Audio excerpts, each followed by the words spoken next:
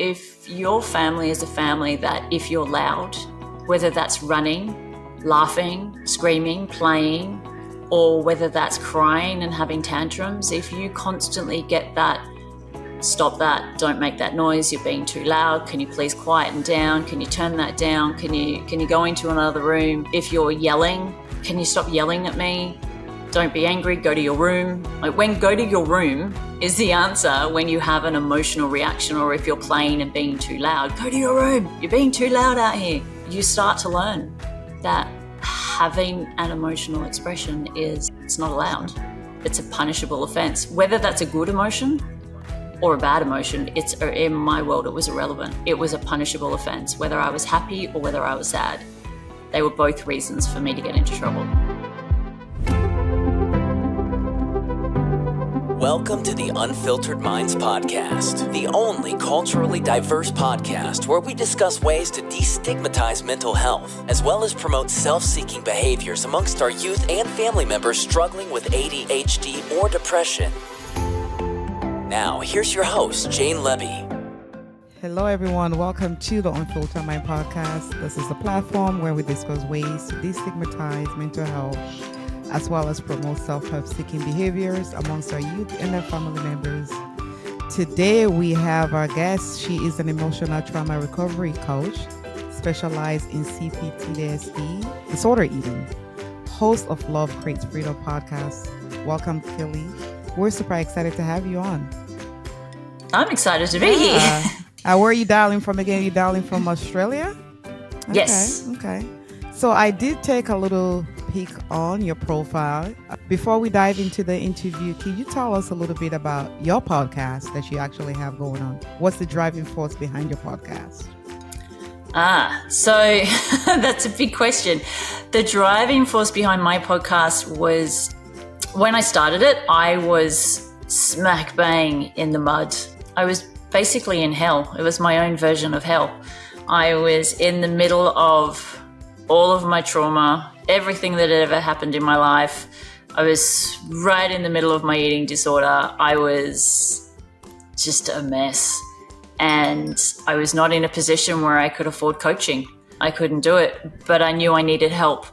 So I am an extraordinarily resourceful human being. And I sat and I went, okay, I can't afford coaching. I need help.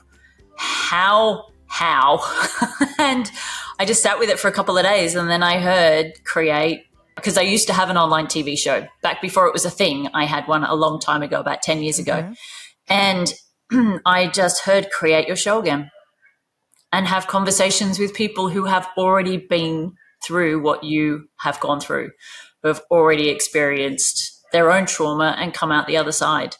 And so that was kind of the catalyst for my podcast. So every single conversation that I've had with someone has been from the place of where I was. It's not from, this is what I went through, what did you go through? It was, this is where I am. This is how I feel. It's very raw. It's very real. It's very brutal in some ways, because I was really sitting with a lot of the pain and sharing it openly. That was the catalyst for my podcast. Amazing. You also had suffered through depression as well. Is that correct? I have struggled with depression since I was about 12, and I'm now in my 40s. So I've gone through different bouts of depression. So some of it has been life is just a little bit crap, and some of it has been life is so bad, I'm now looking at ways of ending it. So I've gone through the full spectrum of, I remember when I was younger, and I was in my 20s actually, and I was 30s. I was in my 30s, and I was dealing with just some horrendous emotional pain. And it was about 1:00 in the morning, and I was presented, and I was living in a caravan at this time because I found myself homeless, and I was living in a caravan. And I had this moment where I went, I either turn on the gas and end it, or I pick up the phone. And it took me a minute. It took me a minute. And I picked up the phone and I called a friend, and I called her 5 times until she answered. And then she said, what's wrong? And I said, don't get off the phone until I'm on the other side. And it took, she just sat on the phone with me for 3 hours until I came out the other side. And she said, what happened? And I said, if you hadn't picked up the phone, I don't think I'd still be here. She's like, okay, glad I picked up the phone. So yeah, my depression has gone through different levels, from horrendously dark to a little bit superficial, but more in the horrendously dark. We are thankful for friends like that, because had her not be there to pick up that phone, it would have probably been the end of your life. But we're grateful for that. I also read on your blog, you said, in a world where people emotionally, physically, and mentally hurt each other, it's sometimes hard to find some reason to keep going. What keeps you going? I don't know. I think it's been different things. So back then, the thing that kept me going was my dogs. I didn't trust anyone that could take care of my dogs. Before my 2 dogs, it was my cat. Now it's probably my kid, because there's no one around that I kind of feel could take care of her or love her or be the parent that she needs if that wasn't for me. And so up until very recently, it has been the external world that has kept me going, things in the external world. But what I've come to realize is that they're not tangible things. They're things that can disappear. When my cat passed away, I was a mess because she was one of my anchor points. When my mum passed away, that's when hell really became prevalent. That's when I really realized how bad things were, was when mum passed. So when you've got things that are external to you and they're your tangible reason for survival and they get taken away, you've got nothing.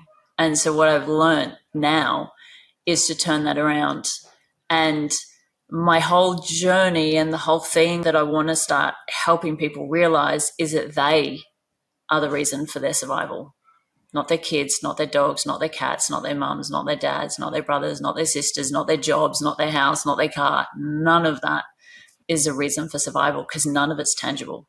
It's you. You are the reason for your survival. Yeah. Oh, you are an inspirational, because true inspiration comes from people who have actually gone through obstacles, right? And actually overcome on the other side of things. And we don't want people to survive. We want people to thrive in every shape or form. Thank you. I'm sorry about your loss there. Yeah. Exactly. Sorry about your loss. I am originally from Africa, and mental health, depression, is some things that we don't talk about it in openly. Or if we talk about it, if I tell my friends that I'm depressed, they probably just ignore me or say probably, what's wrong with you? Like, shake it off, right? Or sometimes a lot of people believe, and a large percentage of people are using the word depression just for an excuse. Did you ever felt that way around your friends or family members? So I was raised to wear a mask. I was raised in an environment where I was not accepted. I was not loved. I don't even think I was really wanted. I really felt like I wasn't wanted. So when you're raised in an environment to wear a mask, there is no conversation of, this is how I feel. This is the truth. I'm sad. I'm depressed. It's here's my mask. This is what you see. You don't see what's in here. You just see this. You see what I want you to see. And no one knew. After my mum passed, I had a conversation with my GP, who's a friend who I have known for over 20 years. I used to work for her, and she went through that whole journey with me. And then after mum died, I had a conversation with her about what the extent of my upbringing, like where I really was. I talked to her about the depression. I talked to her about the eating disorder. I talked to her about how I felt, like how dark it was and how deep it was, and the relationship with mum and mum's alcoholism. And I shared everything with her. And she said, I had no idea. I said, how could you not know? You've known me for 20 years. How could you not know? And she said, you hide it extremely well. She said, I genuinely didn't know that anything was wrong. And when you're raised with that, people don't know. People have no idea. Because you always wear that mask, right? Yes, Always. feelings are always dismissed. Always. when you're raised in a space where you're unaccepted and you're not allowed, if your family is a family that if you're loud, whether that's running, laughing, screaming, playing, or whether that's crying and having tantrums, if you constantly get that, stop that, don't make that noise, you're being too loud, can you please quieten down, can you turn that down, can you go into another room, if you're yelling, can you stop yelling at me, don't be angry, go to your room. Like, when go to your room is the answer when you have an emotional reaction, or if you're playing and being too loud, go to your room, you're being too loud out here. You start to learn that having an emotional expression it's not allowed. It's a punishable offense. Whether that's a good emotion or a bad emotion, in my world, it was irrelevant. It was a punishable offense. Whether I was happy or whether I was sad, they were both reasons for me to get into trouble. Did you feel that it's a generational thing? Was your parent brought up in that type of environment as well? I never had enough conversations with my mum or dad to know, but yes. So I have a lot of compassion for my parents, especially my mum, because of what she went through. And it was a compassion that really helped me. It was kind of the start of unraveling a lot of this, because I realized that for her to be an alcoholic, for her to be who she is, for her to be so critical and judgmental and just unable to love me, then I imagine what kind of life did she grow up in? What was her environment like? And my dad was the same. My dad used to hit me. And I look back now and I think, well, what happened to him? If he thinks hitting me was okay, what happened to him with his dad? For most people that are my generation and above, it was normalized. It was really normalized. It's just what they did. You weren't allowed to be loud. You weren't allowed to run and scream around the shopping centre or run around the house or any of those sorts of things. Sorry, I don't know if you can hear my dogs barking. Come here. You weren't allowed to do any of that sort of stuff. And I think it was that raised from, because they came out of the Depression, right? They came out of the Depression. My grandpa went to 2 wars. It was just a very different time. They didn't have support like we have now. They didn't have podcasts like this where people are having open conversations about how they felt. My mum lost her firstborn child. And now if you lose a son, there's support, there's counselling, there's grief counselling, you can post it up on Facebook and all of a sudden you get 500 people saying, oh my God, I'm so sorry. I'm sending you love. I'm sending you hugs. When my brother passed away, there was nothing. There was nothing. No one was there. My dad wasn't there. My dad was at work. My mom was at home dealing with that by herself. And that was just the time. That was what they did back then. How was the process like for you grieving when you have lost your mom? So I've lost all my family. My mum, my dad have both passed away. Sorry to hear that. Thank you. Grieving my dad was a lot easier than my mum. I didn't have as many programs wrapped around my dad. I didn't have as many attachments to my dad.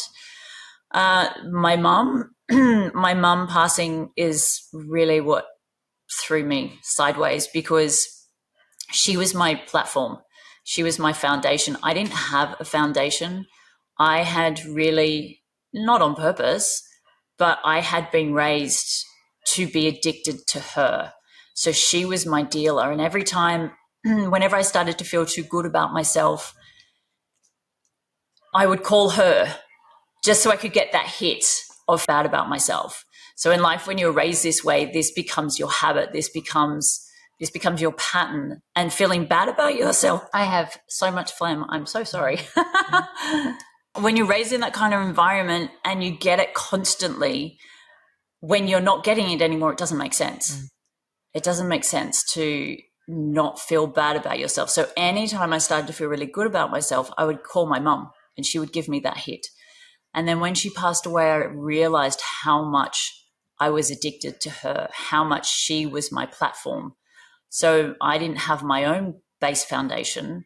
I didn't have my own safety. I didn't have my own love. I didn't have my own connection. I had her. And she was everything. So when that disappeared, my entire world fell apart. My foundation disappeared. And all of a sudden I had no safety, and I had no hit. There was no one there to give me that addiction that I had been raised with, that emotional addiction. Some people are addicted to alcohol. Other people were addicted to cigarettes. I was addicted to this victim hit that I got from my mom all the time. And so when that stopped, it wasn't just grieving the loss of my mom. It was also dealing with the fact that my entire foundation had gone, and now I'm free falling, and I don't know who I am. I don't know how to survive in this world without her. I don't know how to think for myself. I don't know how to make decisions. I don't know how to breathe without her. Like, my entire foundation was her. So it was extraordinarily challenging. And that was when Mum got sick. That was the start of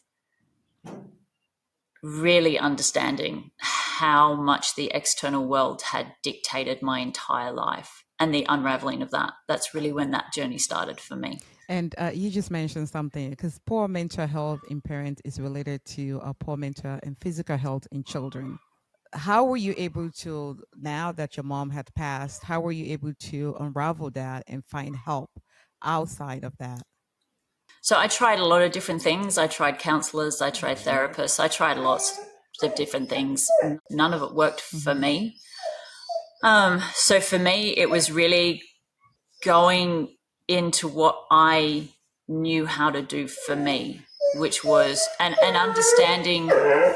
I guess it was kind of from really understanding that I needed to create safety, that I needed to reformat my entire life and create a foundation of safety. That process it has been hard. It's been slow. It's been challenging because I'm still dealing with me. So I'm still dealing with the patterns of wanting the external world to validate me, wanting the external world to acknowledge my existence, knowing that the external world can't do that, knowing that there's nothing outside of me that's actually going to help me. Everything that I need is inside of me, and it's working my way through what's going to work.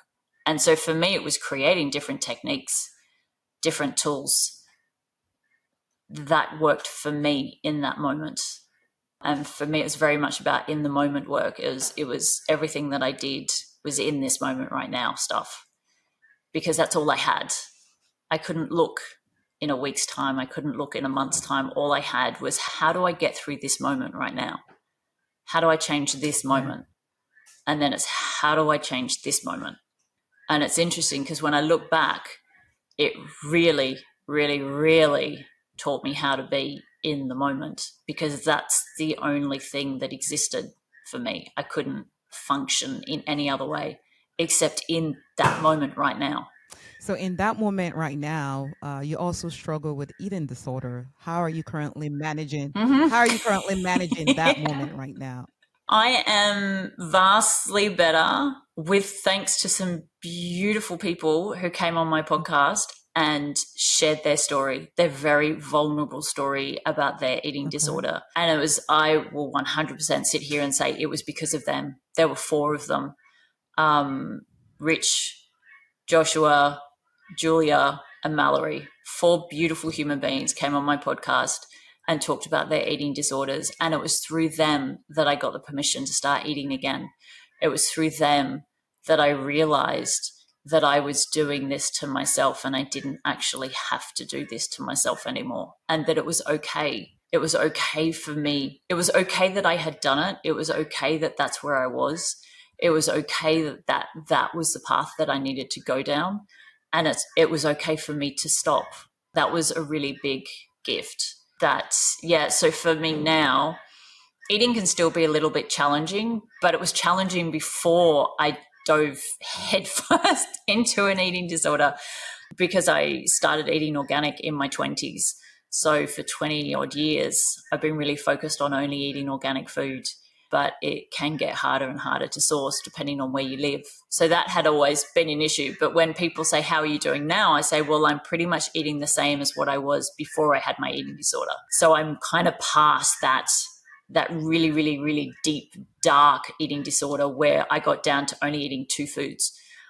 There are only two safe foods in the entire world, and that is blueberries and pumpkin. They're the only two foods that don't have anything in them. As long as they're organic, they do not have anything in them that will cause you an issue. From all the research that I did and all the different people that I followed, that's what I worked out, and that's all I was eating. But yeah, now it's so much better. Yeah. So when did that start? So for some people, right, there got to be something, the reason for that eating disorder, right? When did that actually start? What triggers that? I think there's always been an element of control for me around food. Because when I was a teenager, I used to get really sick all the time. Growing up, I was always sick. I always had tonsillitis. I always had a cold. I was always sick. And then I got glandular fever and what they call raging tonsillitis, which was really, really, really severe tonsillitis. And then when I was in my early 20s, I went and saw a naturopath, and she said, look, and this was 27 years ago. So this was a long time ago. She said, let's take everything out and let's just get you eating baseline foods. And I started to do that and noticed a massive difference. And that's when I realized that gluten and dairy were a problem. So that, I think, was really the start to me restricting, because I had to take out gluten and dairy. And then it was about the same time that I started only eating organic food. And then again, when you're only eating organic food, that's another restriction, right? You don't realize that these restrictions, they just come in smaller and smaller and smaller increments, but they're stemming from a need to control, which is exactly what I was doing. I found it was just a healthy way to control.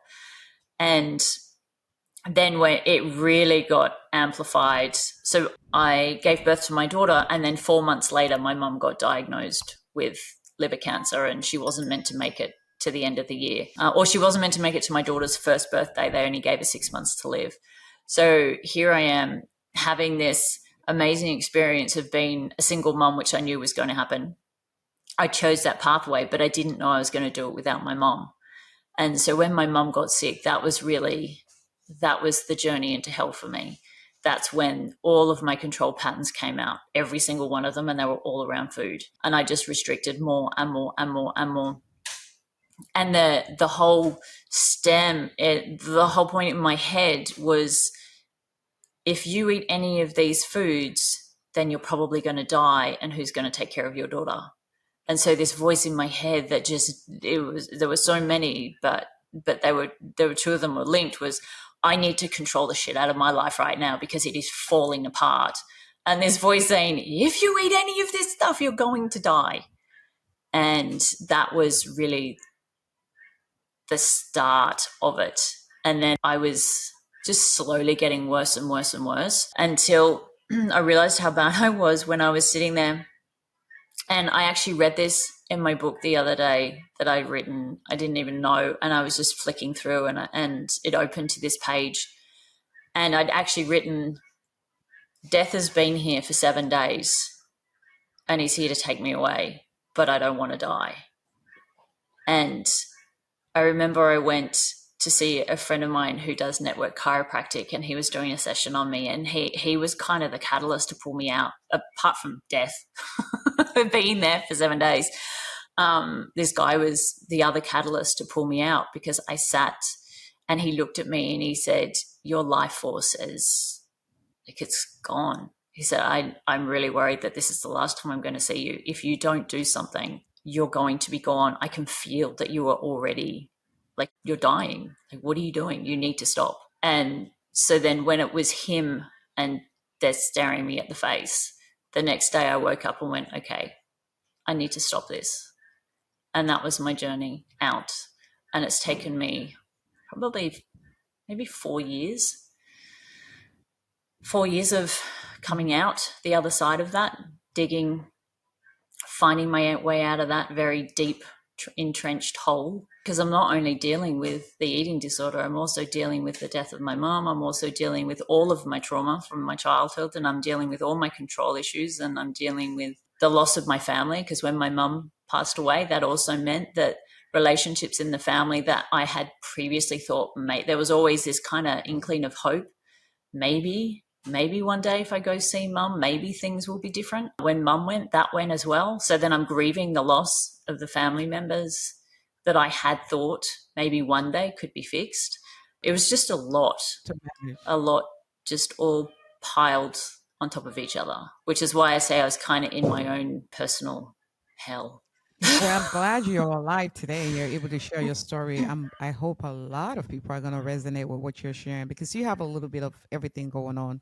You have the eating disorder, you have the childhood trauma, you have the depression, you have grieving with the loss of your family, and I think what you have chosen to do is just wonderful by just coming there and sharing your story because a lot of times people think they are the only one going through things like that, but hearing your story, Mm-hmm. I'm sure you're gonna change lives and somebody's gonna resonate with that and then just gonna give them some hope. When I started this I yeah, hope when I so. started this channel, I wanted to interview people like you and you're doing great work with your coaching business. I wanted to amplify that and highlight that so that way people know that listen, you're not alone. There are people out there who have a lot going on, right? A lot of times we're good at Yeah. masking stuff and but until you talk to people and then you actually see what they're going through and then but I think you're doing a beautiful work at your podcast. I think you should continue doing that, sharing your story and having people come on over there and share their story as well. What are you doing for self-care Yeah. currently? Yeah. Self care is definitely one of the things that I struggle with. I am still working on the self care, still working on the believing that it's okay for me to have moments of self care. And that is still a work in progress. That is actually this week, I I have started working on my value, on the value that I have for myself and the value that I have for my physical body. Because when you're raised in a trauma environment, you don't have a connection with your physical body, and for some of us, we're scared of it. Yeah, It's caused so many issues, especially if you're a beautiful female growing up, and men like to kind of take advantage of that, especially if you are a beautiful female growing up who has daddy hmm, issues and who has boundary yeah, issues. Men like to take advantage of that. So there's a lot of deeply embedded fear around my physical body and taking care of it. So that is still something I'm working on. yeah. Have you seek any therapy currently? No. No, I'm not a fan of Okay. therapists. I have tried a few. I've tried lots over the years actually, but it's never worked for Okay. me. I'm not a fan of talk therapy. I'm not a fan of sitting down and rehashing my past over and over and over again. I don't see the benefit of it. And there's not really any other kind of therapy. I did a bit of somatic therapy, but again, that was really Yeah. talking. And for me, what I've realized, so I've been on this spiritual awakening, whatever you want to call it, journey for 17 years. I opened the door and started working on my shadow Hmm. side 17 years ago. And in my 30s, I did a lot of deep awareness work where I became aware of all the different parts inside of me, all my patterns, sabotages, stories. I was so acutely aware of all of it. And when I came out the other side and here I am now, I kind of realized, yeah, I actually probably could have gotten through life not needing to know all my patterns and sabotages and stories and every single individual part inside of me to be doing what I'm doing now with myself. So for me, it's kind of more, I don't know, I rely on doing it myself and finding more resourceful ways that are useful for Yeah. me, which is like the Hmm. podcast. That is a more resourceful way that is useful for me because I don't learn by talking about my stuff. I learn by listening to other Yeah. people and I learn by sharing where I am and then hearing how they got through it. And for me, therapy, I don't know, there's just never a therapist that I found that had gone through the level of hell that I had gone through, that had really gone through the same journey as me or even a journey remotely Yeah. similar, because hadn't most of them hadn't gone through trauma. They just decided that the psychology or psychotherapy field was what they wanted to do, and they went down this path, and they're sitting. I'm very opinionated about it, and I hope I don't offend anyone, but I kind of sit in the position where I look at it and I think there are a lot of them that are sitting in their ivory tower telling people how they should live their life, but they've never actually lived their own life. They've never actually gone through hell. And for me, that kind of therapy doesn't work. I don't need someone that's being raised with money that could afford to go to university telling me how to live my life and telling me how to deal with my crap if they haven't gone through it already. And that is why I created the show and why I created it the first time around 10 years ago, because I wanted to talk to people who were going through it, who had lived through it, who were real and who had experienced it. And I think that's the gift now, is that people can go and find podcasts like yours, podcasts like mine. There are so many out there where people are sharing their story from real life experiences, and to learn from that, as opposed to having someone that's never gone through. And this is just my very opinionated, judgmental perspective about therapists, from my own personal experience of trying them out for the last 30 odd years. My dad got me a therapist when I was 16, and I've had one over the years, but I only ever go 2 or 3 times. And then they tend to spend more time talking about themselves and about what they think about my life than letting me figure out what I think about my life. That is my very judgmental, opinionated perspective about therapy. Well, now that you have your own coaching business, what kind of clients do you serve? For me, it's really people that have gone on a spiritual journey, who have started down the process. And I'm really specific, because what I do now is really for people that have gone through everything that they can think possible, and they're at the end and there's nothing left. They've exhausted every avenue that they can think of. They've done all the Reiki, they've done the acupuncture, they've done the chiropractic, they've done the diet, they've done the therapy, they've done the EMDR, they've done everything, they've done plant medicines, they've done everything, and they're here going, nothing works. Like, nothing works. And the reason why I say they have to be at the end is because my journey has been through hell, and I take people through hell. And that doesn't sound very good, but the only way to get on the other side is to sit in the deepest, darkest, scariest part inside of you. And that's what I had to do. I had to sit in the deepest, darkest, scariest, loneliest part inside of myself. And I just sat there and I looked at it. And it was horrible. It was the deepest fear that I had, which was death, which was dying, which was me dying, but also my daughter dying, and sitting there and really, really sitting in the realization of, what if she dies? What if she doesn't make it? Then that had been the thing that I'd been avoiding all of this time, was dealing with the fact that people die. It was my deepest fear. And I had to sit in it, and I had to feel it, and I had to own it. And then I've been able to dig my way out of that. But prior to me sitting in that deepest, darkest space, I would wake up in the morning feeling like a worthless sack of crap. And then I would go through my day feeling like a worthless sack of crap. And then I'd go to sleep feeling like a worthless sack of crap. And then my sleep, I didn't really sleep, because then I'd wake up in the middle of the night with panic attacks. I'd be in the middle of a full-blown panic attack. And then I'd wake up in the morning and it's like the whole day would start again. But I don't have that anymore. When I wake up in the morning, I sit and I go, wow, okay, this is such a better place to be. Even as I'm talking to you, it's like, wow, okay, this is such a better place to be. I'm in this place of, it's not happiness and joy, it's not sadness and anger. It's kind of like this, just this really nice, neutral, natural space. There's no highs, there's no lows.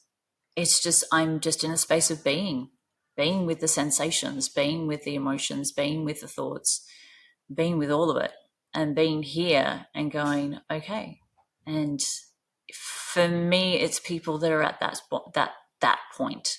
They need to have had enough, because the work isn't easy and it's not pleasant. But geez, on the other side, it is so much better. It is so much better to not have those thoughts, just those constant hateful thoughts every minute of every day that don't stop. And that feeling that doesn't go away. but you have to be willing to go through the mud. You have to be willing to sit with it. And what I take people through it's intense, but it is so worth it.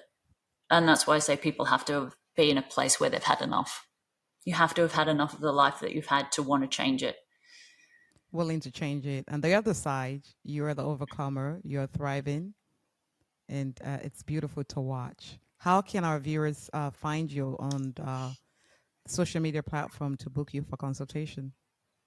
The best place is probably my website, lovecreatesfreedom.com, or Love Creates Freedom on Facebook, and Kaylee Grace on YouTube. So let's say a guy's watching this episode, and do you see guys who also struggle with eating disorders?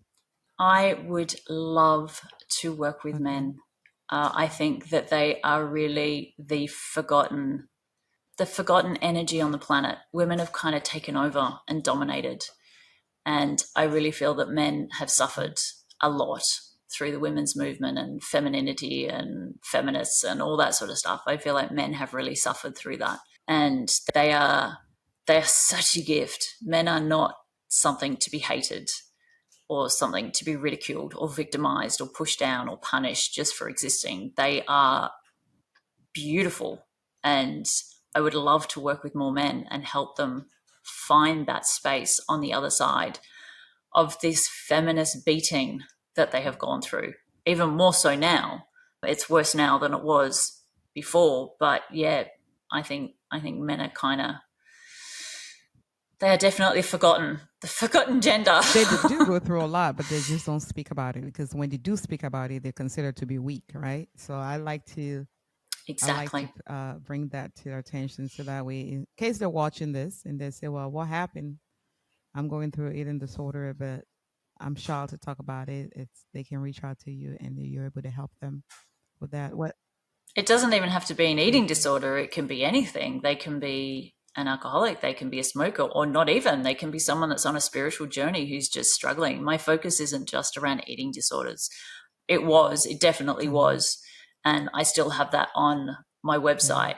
But now it's kind of branched out a little bit more to anyone who has had enough and is willing to do the work. I'm going to change my Facebook profile and say I help anyone that is willing to do the work, that has had enough. Whether you are male or female, it doesn't matter. But you just have to be at that place where you have had enough. And you're doing an amazing job, Kaylee. It was wonderful to have you here. And I really hope what you have shared here today will resonate with a lot of our guests and just give somebody hope. Any last words for me before we close? I'm just really thankful to have this time to share with you. And thank you so much for asking me such great questions. Oh, welcome. Definitely. I look forward to collaborating with you as well. Thank you for listening to Unfiltered Minds Podcast. If you love what you're learning on our podcast, we ask that you please join the Unfiltered Minds community by subscribing and sharing our podcast on YouTube, or you can listen on Apple Podcasts, Google Podcasts, and Spotify. Our dedicated team of ADHD coaches are committed to making a positive impact on the lives of our listeners. Through our thought-provoking podcast, we offer valuable resources, PBT training for ADHD, and a supportive community that understands the journey of mental health challenges. Also, you can visit our website at theunfilteredminds.com, where you can sign up to be a guest on our podcast, as well as sign up for our 8-week parent behavior training course on ADHD.